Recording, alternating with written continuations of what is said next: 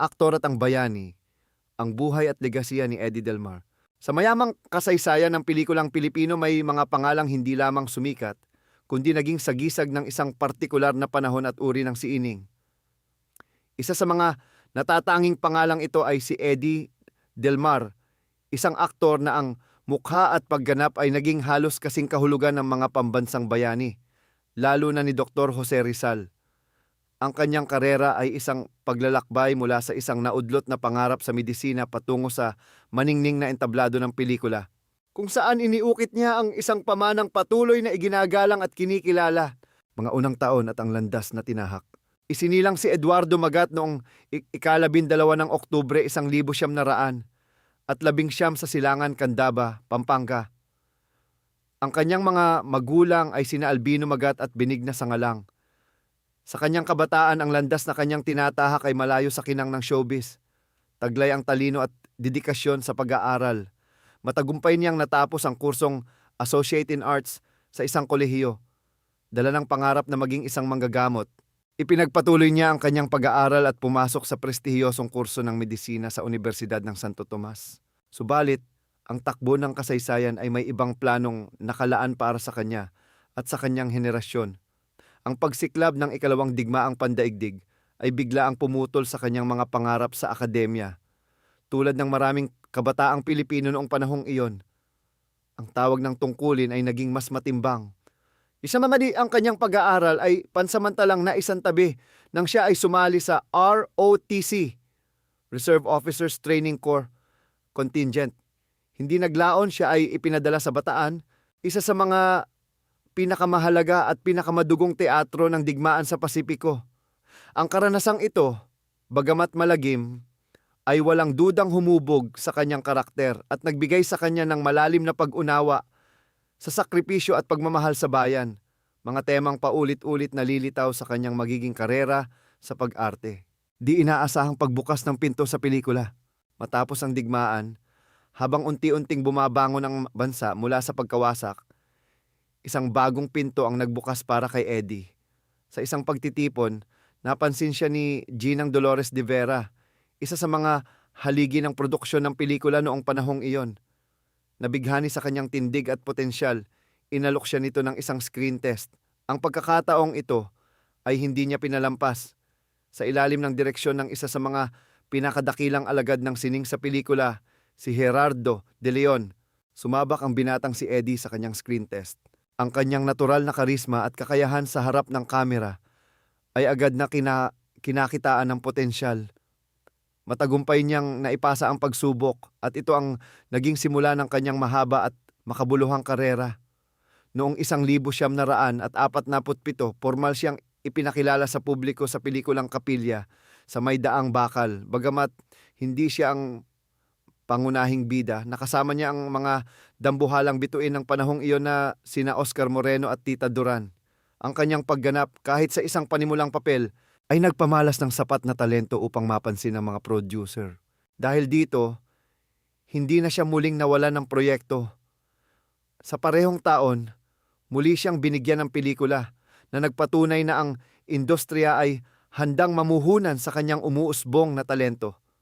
Sa mga unang taon ng kanyang karera, ginamit niya ang screen name na Eduardo Del Mar na kalaunan ay pinaiksi at naging Eddie Del Mar, ang pangalang permanenteng tatatak sa kasaysayan ng pelikulang Pilipino.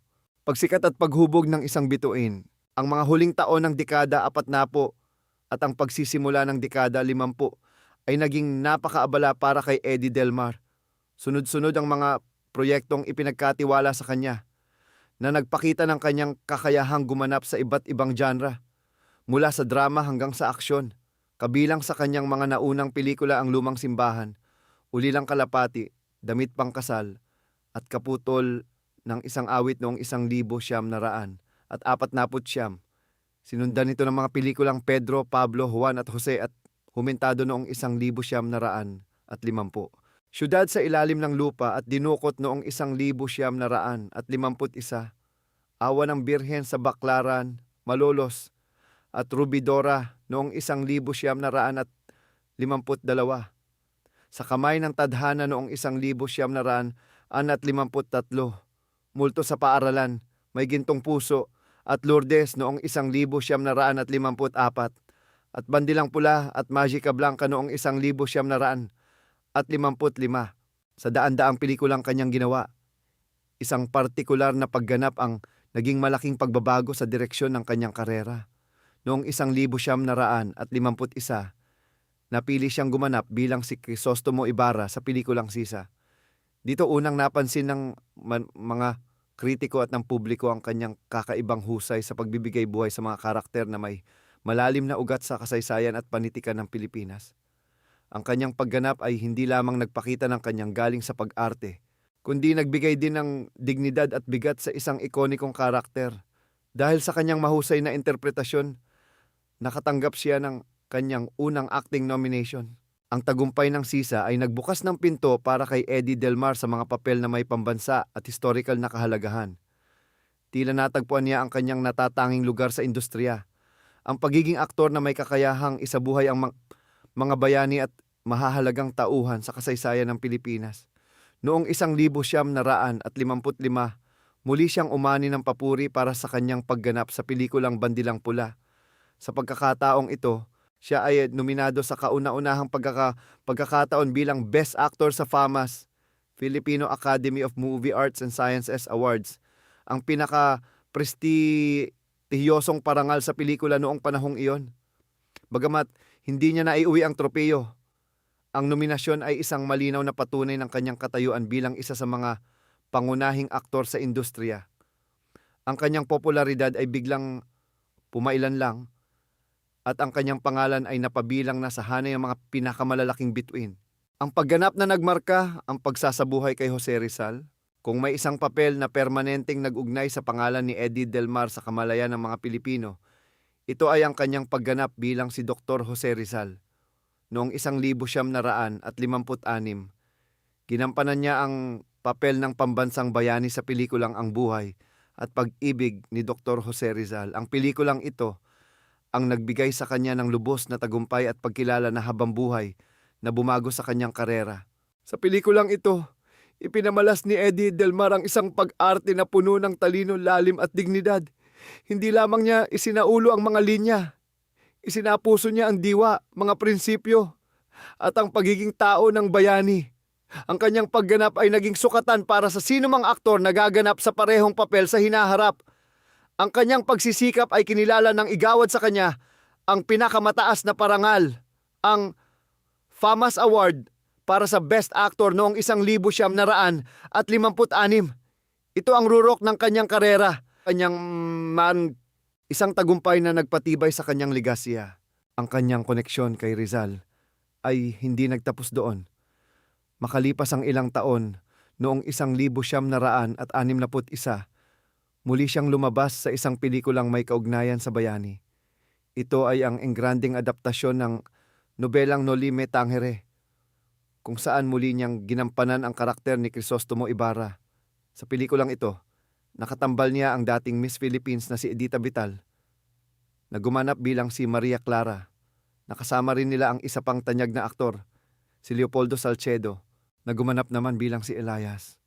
Ang pelikula ay naging isang malaking tagumpay sa takilya at itinuring na isang mahalagang ambag sa Philippine cinema dahil sa kanyang di matatawarang husay sa pagbibigay buhay sa mga karakter na nilikha ni Dr. Jose Rizal. Si Eddie Del Mar ay pinaarangalan sa isang natatanging paraan. Sa pagdiriwang ng ika-siyam na kaarawan ng bayani na ginanap sa Calamba, Laguna, siya ay formal na pinangalanan bilang isang Knight of Rizal. Ito ay isang pagkilalang lumampas pa sa larangan ng pelikula. Isang testamento sa kung paano ang kanyang sining ay nag-ambag sa pagpapanatiling buhay ng alaala at diwa ng pambansang bayani. Iba pang makasaysayang papel at ang paghupa ng karera. Nagpatuloy si Eddie Del Mar sa pagganap sa mga pelikulang patuloy na nagbigay sa kanya ng mga nominasyon sa FAMAS. Noong 1964, muli niyang ipinakita ang kanyang talento sa pagganap ng mga makasaysayang papel nang bigyan niya ng buhay ang isa pang pambansang bayani, si Andres Bonifacio, sa pelikulang Ang Supremo. Muli, umani siya ng papuri para sa kanyang makapangyarihang pagganap.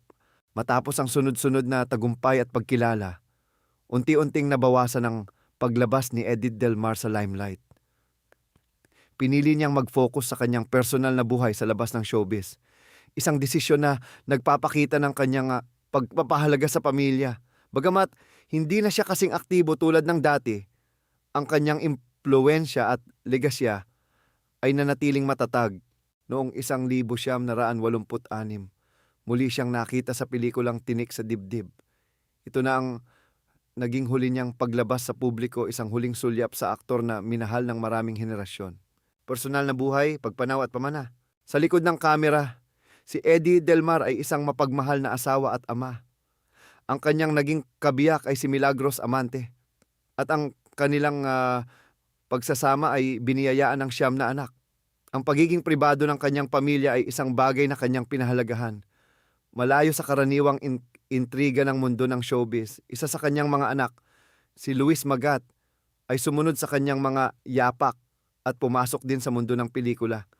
Bilang pagbibigay pugay sa kanyang ama, ginamit niya ang screen name na Eddie Del Mar Jr.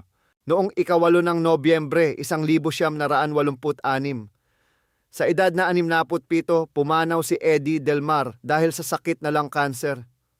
Ang kanyang pagpanaw ay isang malaking kawalan sa industriya ng pelikulang Pilipino.